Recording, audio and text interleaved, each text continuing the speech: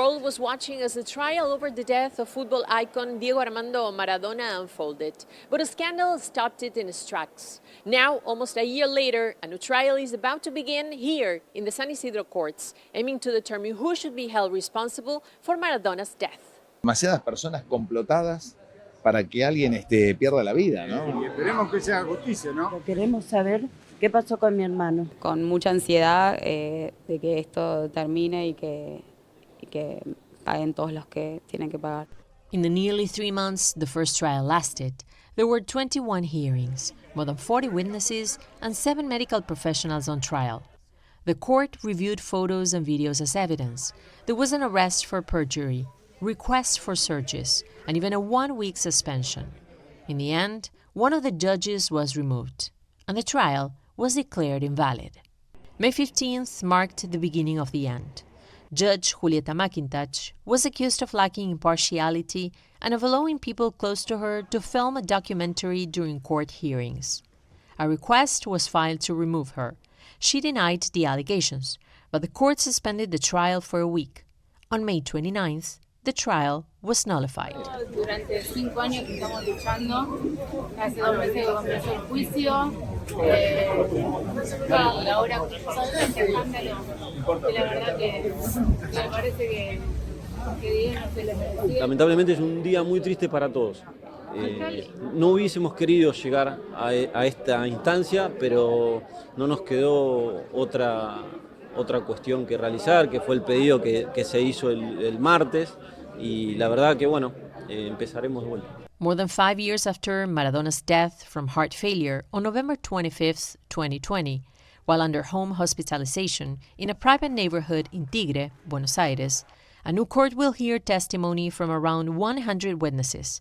7 medical professionals are once again facing charges of simple homicide.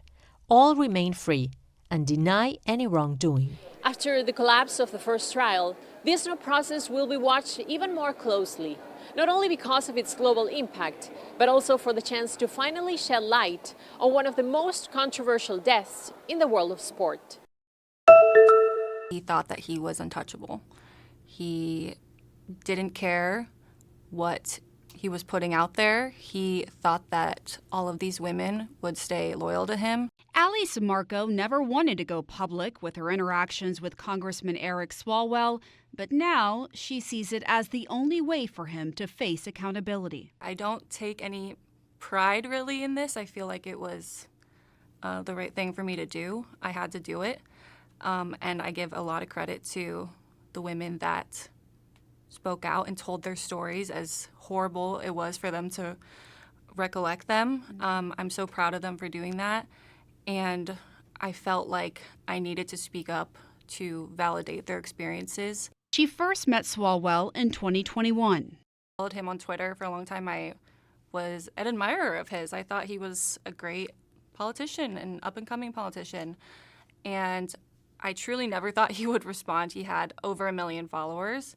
He asked me to come to the Capitol to meet him and meet his staff, and he would introduce me to people that would help.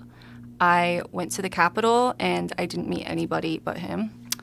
We went into his office, and he closed the door, and it was just the 2 of us. We talked for 20 minutes, and then after that, I left, and he sent me a text message saying, "Could you feel the tension in the room between us?" He eventually started to text her late at night.